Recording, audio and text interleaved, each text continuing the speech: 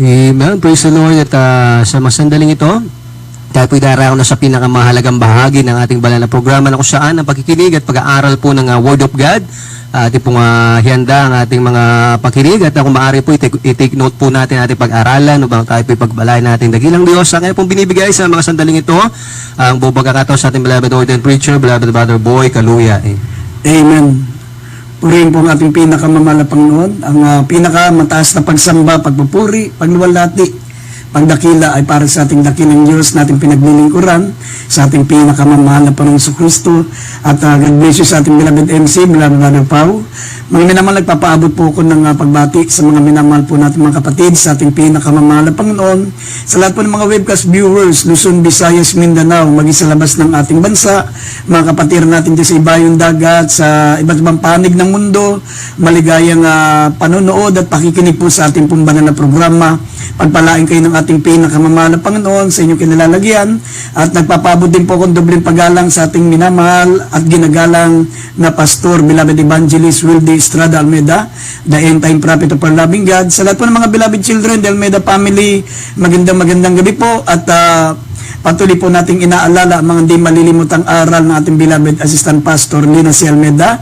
At mga minamahal, hindi tayo po'y manalangin upang minsan pa maunawaan po natin ang kanyang mga banal na salita. At katulad ng sinasabi po namin sa inyo, na habang kayo po'y nakikinig ay dadaloy po ang kapangyarihan ng ating pinakamamahal na Panginoon kung kayo po ay mananampalataya. Tayo po'y manalangin muna, mga minamahal. Opo, dakilat mapagpala po naming Ama, Diyos na makapangyarihan sa lahat. Sa pangalan ng aming pinakamamahal na Panginoon Kristo, kami po humingi ng kapatawaran sa lahat po ng aming mga pagkukulang, pagkakamali, pagkakasala. Dakilang Diyos, patawarin mo po kami, linisin mo ang aming mga puso, gawin mo kaming karapat-dapat magdala ng banal at sagradong salita. Kayo po maglagay ng mga salita mo sa aming bibig, maging pagpapala sa mga minamal na aming mga kapatiran, lalo na po sa nasa malalayong lugar. Abutin mo sila, malapang ng dakilang kapangyarihan, Panginoon, lalo na po mga may sakit, may mataglin na karamdaman na walang ibang inaasahan kundi ang dakilang kapangyarihan, Panginoon. Abutin mo po sila at aming sinasaway ang lahat ng gawa ng kalaban, demons of unbelief and doubts, demons of hindrances. We bind up our darkness in Jesus' name. Amen and amen. Kaya hindi maminamal, buksan natin ang ating pambungad na talata. Psalms 39 verse 4. Dito po sa aklat po ng Psalms chapter 39 verse 4. Sabi po dito sa Psalms chapter 39 verse 4, sabi dito, Panginoon, ipakilala mo sa akin ang aking wakas at ang sukat ng aking mga kaarawan, kung ano ipakilala mo sa akin, kung gaano kahina ako. Amen. Maminamal, ang ating pong paksa ay pamamagatan po natin, God wants us to know. God wants us to know. Ang nais, mga minamal, ipaalam sa atin ng ating pinakamamahal na Panginoon.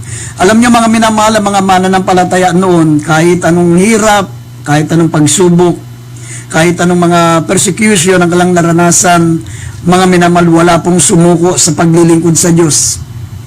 Kahit sila po, mga minamahal, ay pinag-uusig, pinapapatay, pinabibilanggo, mga minamahal, wala pong tumatalikod, walang natitisod.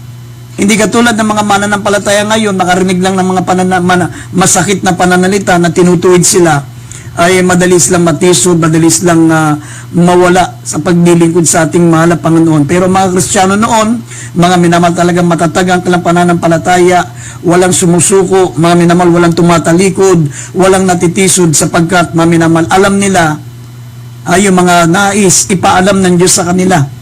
Gaya ng sinabi ni David, maminamal sa kanyang panalangin, sabi niya, Panginoon, ipakilala mo sa akin ang aking wakas at ang sukat ng aking mga kaarawan, kung ano, at ipakilala mo sa akin kung gaano ako kahina.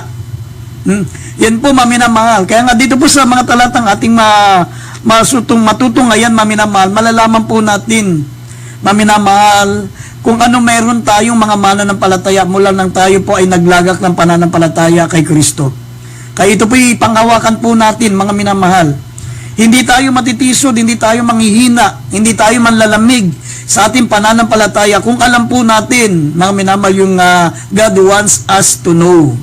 kung ano mga dapat ipaalam sa atin ng mahal na Panginoon. Dito po sa 1 John, maminamahal, chapter 5, verse 13, ang unang dapat ipaalam sa atin ng ating mahal na Panginoon, maminamahal, sabi po rito, meron na tayong buhay na walang hanggan.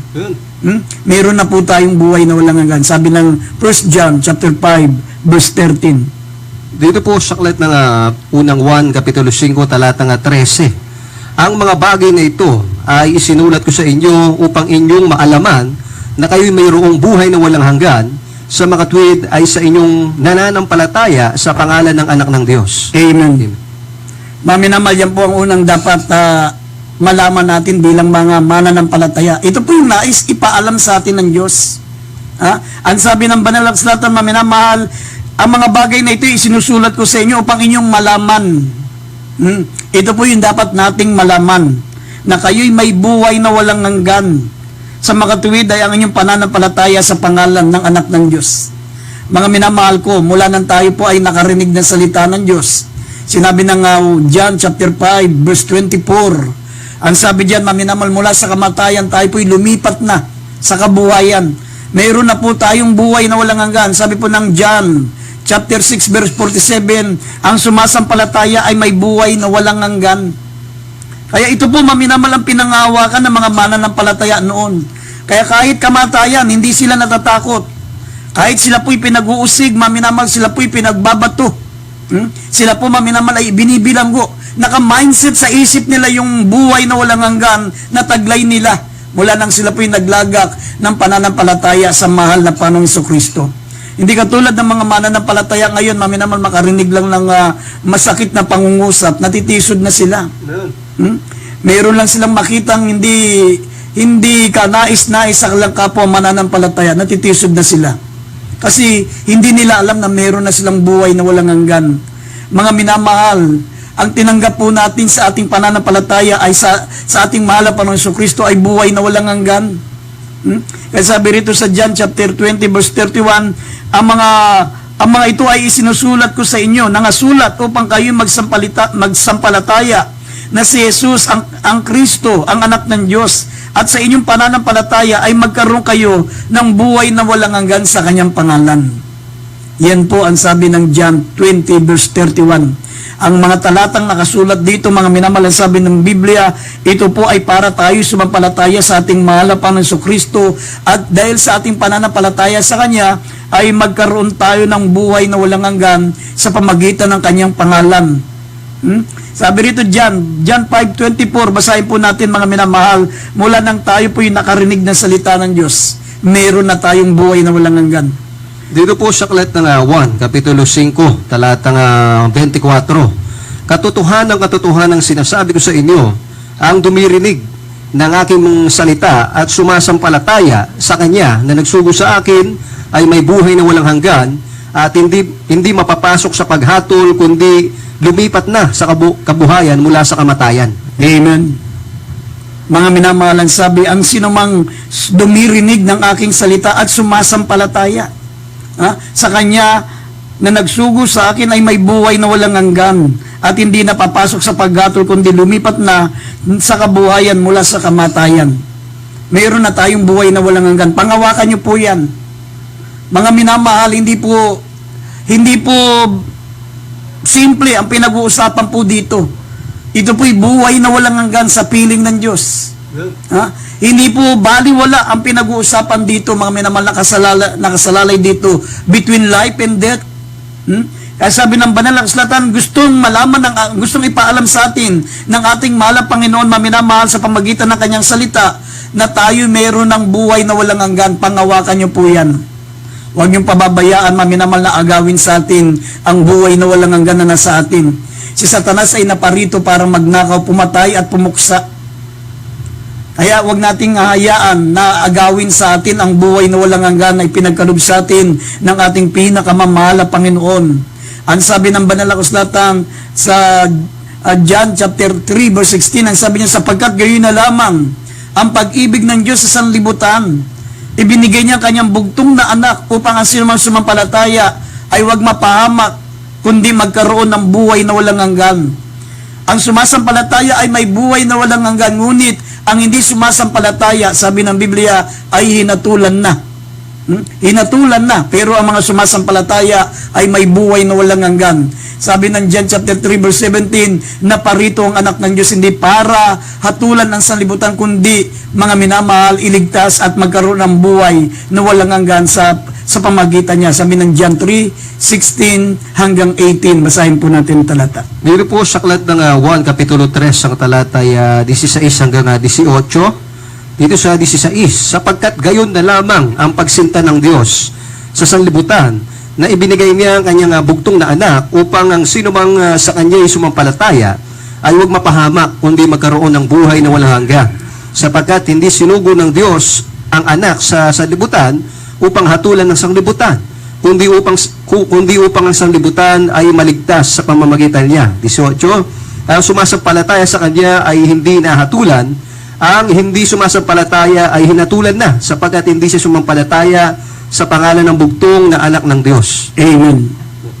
Kaya nga, maminamahal, ang buhay na walang hanggan, ito po yung nakasalalay sa ating pananampalataya. Kung hindi ka naniniwala na meron ka ng buhay na walang hanggan, totoong hindi mangyayari sa iyo yan. Ha? Kasi sabi, nasa pananampalataya natin yan.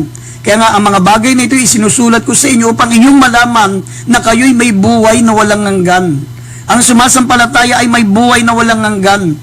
Sinabi ng John chapter 11 verse 25 and 26, sinabi ng ating mahal na Panginoong Kristo, ako ang buhay at ang pagkabuhay na maguli. Ang sino mang sumasampalataya sa akin, bagamat siya'y namatay ay siya'y muling mabubuhay. At ang sumasampalataya sa akin na nabubuhay, kailanman ay hindi na makakakita ng kamatayan. Yan po ang katotohanan, mga minamahal. At ang susi, mga minamahal, ang paraan para matanggap natin ang buhay na walang hanggan na tinutukoy dyan, sabi, sinasampalatayanan mo ba ito? Kung hindi ka sumasampalataya, wala kang buhay na walang hanggan. Sabi, ang sumasampalataya ay may buhay na walang hanggan, ngunit ang hindi sumasampalataya ay hinatulan na. Ha? Wala siyang buhay na walang hanggang, kundi siya po'y hinatulan na sapagkat hindi siya sumampalataya. Sabi rito, John 11:25 and 26, basahin po natin, may kondisyon upang matanggap natin ang buhay na walang hanggan. Sabi, sinasampalatayanan mo ba ito? Sabi ng mga talata, basahin po natin John 11:25 and 26. Dito po sa aklat ng 1, Kapitulo 11, talatang 25 at 26. Sinabi sa kanya ni Jesus, ako ang pagkabuhay na maguli at ang kabuhayan. Ang sumasampalataya sa akin, bagaman siya'y mamatay, gayon may mabubuhay siya. Sa 26, at ang sino mang nabubuhay at sumasampalataya sa akin ay hindi mamamatay magpakailanman. Sinasampalatayanan mo baga ito? Amen. Sinasampalatayan mo baga ito? Kaya nga, amen naman, matatanggap mo yan kung sumasampalataya ka. Sabi ng John 6:47, ang sumasampalataya ay may buhay na walang hanggan. Magaganap yan, maminamahal, itong sinabi ng ating mahal na Panginoon sa talatang yan, na ako ang buhay at ang pagkabuhay na maguli. Ang sino mang sumasampalataya sa akin, bagamat namatay siya'y muling mabubuhay. At ang nabubuhay na sumasampalataya sa akin kailanman ay hindi na makakita ng kamatayan. Yan po ay sa pagbabalik ng ating pinakamamahal na Panginoon. Ito po ay sa rapture, sabi ng 1 Thessalonians chapter 4 verse 16 and 17, sa pagparito ng malapan sa pagtunog ng trumpeta. Sabi ng Biblia, ang lahat ng mga namangatay kay Kristo Jesus ay muling mabubuhay at sila'y makakapiling ng mahal na Panginoon. Sila ang unang kukunin. At ang mga nabubuhay, maminamahal, na naghihintay sa pagbabalik ng mahal na Panginoon, sila ibabaguhin at sila po ang pangalawang kukunin ng ating pinakamamahal na Panginoon sa kanyang pagbabalik. Idagdag natin sandali itong 1 Thessalonians 4:16 and 17. Ito po ang ibig sabihin ng John 11:25 and 26. Basahin po natin 1 Thessalonians. Dito po sa aklat ng unang mga taga-Tesalonica, Kapitulo 4, talatang 16 at 17. Sabi dito, sapagkat ang Panginoon din ang bababang mula sa langit, na may isang sigaw, may tinig ng arkanghel, na may pakakak ng Diyos, at ang nangamatay kay Kristo ay unang mga bubuhay na maguli. 17, kung magkagayon, tayong mga mabuhay na nangatitira ay aagawin kasama nila sa mga alapaap upang salubungin ang Panginoon sa hangin, at sa ganito'y sa Panginoon tayo magpakailanman. Amen. Yan po, maminamal ang katuparan ng John 11:25 and 26. Ang sinumang sumasampalataya sa akin, bagamat siya'y namatay, muli siyang mabubuhay. Kaya nga sabi ko nga po sa inyo, mga minamahal, gaya ng napakinggan po natin, ang sumasampalataya ay may buhay na walang hanggan.